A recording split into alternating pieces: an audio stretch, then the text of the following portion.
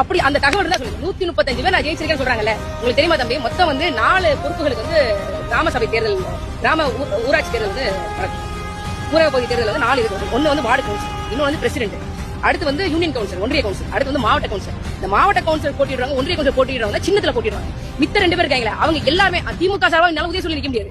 தேர்தல் ஆணையம் ஒரு சின்னம் கொடுக்கும், அந்த சின்னத்துல எந்த கட்சியாலும், திமுக இருக்கட்டும், அதிமுக இருக்கட்டும், நாம் தமிழர் கட்சி யாராலும் அப்படிதான் போட்டிடணும். சரியா? ஏதோ ஒரு சின்னத்துல நின்று வெற்றி பெற்றுட்டு இது விஜய் மூஞ்சிக்கு தான் விழுந்தது. நீங்க சொல்லல விஜயோட மக்கள் இயக்கத்துல இருந்து நாங்க வந்து போட்டியிடறோம்னு சொன்னீங்களா? சொல்லல. அது இல்ல. நீங்க அப்படி வேட்புமனு தாக்கல் பண்ணிருக்கீங்களா? இல்ல.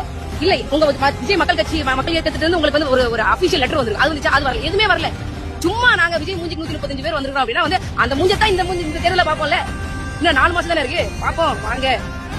எப்படி வந்து கமலஹாசன் ஓட ஓட வந்து எந்த டிவியை நோக்கி வந்து டாக்டர் இருந்தாரோ அதே டிவிக்குள்ள அடக்கிடும்.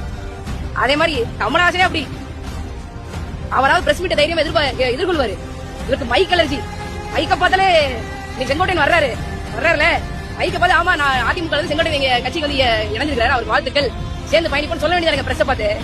பிரஸ்ஸை பார்த்து பயப்படுற ஒரு ஆளெல்லாம் போய் பிரஸ் கிட்ட நின்று நிதானமா வேற கேள்வி இருக்கான்னு கேட்டுட்டு போறேன். எங்களை சீமான் அவர்கள் வழி நடத்தக்கூடிய நாம் தமிழர் கட்சி ஒப்பீடு செய்யறதை முதல்ல நிப்பாட்டுங்க.